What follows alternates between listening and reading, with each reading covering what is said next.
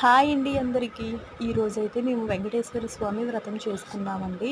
అసలు అనుకోలేదు వ్రతం చేసుకుందామని చెప్పి. అనుకోకుండానే ఈరోజైతే వ్రతం అయితే చేసుకున్నాము.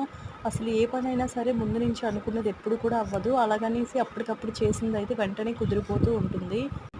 ఇంకా ఈరోజైతే మేము వెంకటేశ్వర స్వామికి వ్రతం అయితే చేసుకున్నాము. ఈరోజు చాలా మంచిదంటండి. ఈ మొదటి తిరుమల శనివారము ఈరోజైతే పడిందండి. ఈరోజు చాలా ప్రత్యేకమైనది అంట.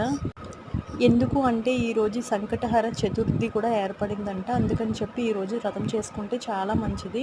మేమైతే ఈరోజు వ్రతం చేసుకున్నాము. స్వామివారికి ఇష్టమైన ప్రమిదలు అయితే వరిపిండితో చేసుకున్నాను.